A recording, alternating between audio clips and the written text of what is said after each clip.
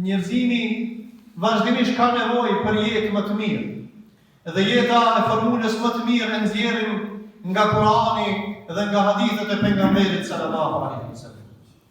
Thot Allahu në Kur'an: "Wala tahinu wala tahzanu wa antumul a'launa in kuntum mu'minin."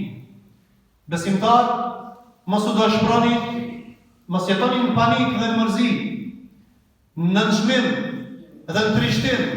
In kuntum mu'minin, nëse jeni besimtar, jeni mbi gjithë të tjerët. Ky stres, kjo frikë, kjo panikë, kjo jetë, po them me një frikë shumë më të madhe, është për shkak të gjunave tona dhe mosnjohjes Allahut dhe të pejgamberit sallallahu alaihi wasallam. E këshilloj vetëm dhe juve, kush do jetë më të mirë, e para le të largon një smundje në zemrën e tij, urrejtje ndaj vëllezërve të tyre. Mos ketë xhelozi. Thot pejgamberi sallallahu alaihi wasallam: "El hasadu, hasedi han punë të mira, sikur që i dhe zjarmi drut, çashtu hasedi han punë të mira." Prandaj ti ndoshta je musliman dhe bën punë të mira shumë, por shumë më shumë ke urrejtje dhe xhelozi ndaj vëllezërve tonë.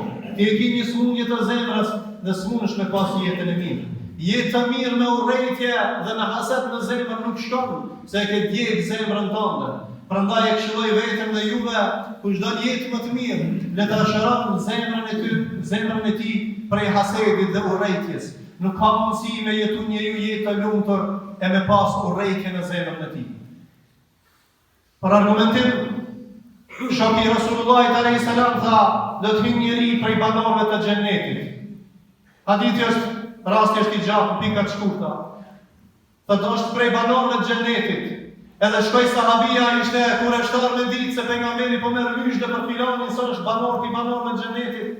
I tha: "O, shkoj te shtëpia, i bani konak, e pa tu fal. Dhe çfarë punë bën ti më shumë se unë? Unë fali më shumë, unë agjeroj më shumë. Pse pejgamberi alayhis salam ka përgjigjur ty për xhennet e një kan tjetër jo?" Thot unë kam një punë. Mas ju punë në fund. Thot unë nuk bi me ra me flet e me pas diçka haset, apo me urrejt, me pas urrejtje ndaj dikujt tjetër. Prandaj zemra e shnosh është zemra pa urrejtje, zemra pa haset. Prandaj komoditeti i kësaj dynjaje dhe me fituar heretin është me largue hasetin dhe urrejtjen në zemrën tonë. E dyta, mos u shqetësua. Shumica e shqetësimeve tona janë për shkak të dynjas. Prandaj kush shqetësohet për shkak të dynjas, është shqetësu për shkak të kaderit Zotit dhe nuk beson kader të Allahut. Prandaj ne besojmë kader të Zotit dhe ne duhet të shqetësu me meselet e adhurimit, pse nuk falesh, pse populli jon bën haram, pse djali jem lun bijaz, pse djali jem pin alkool, pse djali jem ose unë ose ai bën punë të haramit. Prandaj mos u shqetëso në çështjet e dynjas, por shqetëso në çështjet e ahiretit. Ajo është stabilitet dhe jetë e lumtur. Prandaj shqetësimi i dynjas nuk ta bën jetën më të lumtur. Ngarkimi me dynja dhe harresa e ahiretit ta ngarkon dynjan dhe nuk ke jetë të lumtur. E treta, këshill për një jetë më të mirë, jep më shumë se ai që jep, Allahu i jep dhe ki me pas komoditet. Nuk ka mundësi me pas jetë të keq ai çka jep. Ai çka ka qenë bujar, ka qenë Uthmani radiallahu anhu, është i përgëzuar për xhennet. Ka qenë Abu Bekri radiallahu anhu, i përgëzuar për xhennet. Atëherë edhe ti me mirësitë e Zotit jep, nëse do një jetë të mirë, se e gëzon vëllahun tënd. E kur ta gëzosh vëllahun tënd, gëzohet me laçet. Kur gëzohet me laçet, gëzohet Allahu dhe Allahu zbret rahmet edhe kënaqësi në këtë botë edhe në ahiret. Allahu ne lutim të jemi bujar, edhe jeta e lumtur është me jeta me zemërgjensi dhe me dërdhënie.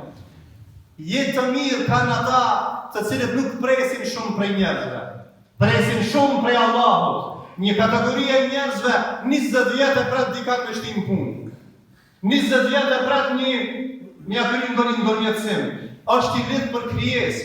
Muslimani mirë lidhet për Allah. Siç ai lidh pejgamberi, Abu Bekri dhe burrat e mëdhej të historisë së njerëzimit. Prandaj jetën e lumtur ty dhe mua na bën kur na lidhemi për Allah, jo për njerëz. Se njerëz janë tradhtar, o aktharuhum fasiqin, thot Allah në Kur'an, shumica janë tradhtar. Të prishur. Prandaj, mos e prish ti jetën tënde për shkak se je e ke lidh për njerëz më të prish të njerëzimit. Ata që tradhtojnë Allah dhe pejgamber ai tradhton edhe ty. Prandaj jeta e lumtur është me njerëz, Jeta e lumtur është ai i cili e lidh zemrën për Allahun Azza wa Jall. Vllai dashur, a don ti të jesh për njerëzve të lumtur, po buzëqeshu, banuj buzëqeshu se buzëqeshja ndaj Allahut për sadaka. Çka ka lidhje kjo hoxh me jetën e përditshme dhe me lumturinë? Buzëqeshja jote ta kallzon shakin në zemër, kjo është pasqyra jote. Qose dhe në xhami ti e këshir vllaun ta në shtrembë dhe nuk i jep selam, çfarë jete të mirë po don? Kur dikujna i thu shka nuk e thot shahadetin brate vlla, e nuk i thu vllau ta në xhamiës dhe të safi dhe vllai pinon e pi babe, e nuk i buzëqeshesh atij, i buzëqeshesh dikujt tjetër, çfarë muslimani dhe jetë në Turqi. Prandaj rezultati i jetës së lumtur është atë çka e ke në zemër e dëshmon me buzëqeshjen tënde. Lumturia është në buzëqeshje, dhe thot pejgamberi alayhis salam buzëqeshja është sadaka. Jeto me porosinë e fundit, jetë të lumtur. Jeto duke madhruar Allahun. Jeto duke madhruar Allahun dhe duke përmendur Zotin. E përmendja ndaj Allahut dhe lidhja jote me Zot, gjuha dhe zemra për Allah, ta bën jetën e lumtur në dynja dhe në ahiret. Elusim Allahun më që neve dhe juve Allahu të na largon nga zemra gjitha smundjet që i kemi, ka hasedit, kryelarësie dhe smundjeve të tjera. Urrejtje, xhelozi dhe ashmëra. Elusim Allahun Azza wa Jall që neve dhe juve Allahu të na bën të qetë. Zemra jote jetë mbushur me iman edhe të jetë pushuar në dhikrin e Allahut subhanahu wa taala. Elusim Zotin e Madh që ne të presim dhe të lidhemi për Allahun dhe jo për njerëz që nuk meritojnë. Elusim Allahun Azza wa Jall të jemi bardhanës dhe bujar dhe të jemi ata të cilët e japim nga mirësitë e Zotit dhe jemi ata që buzëqeshim dhe përmendim Zotin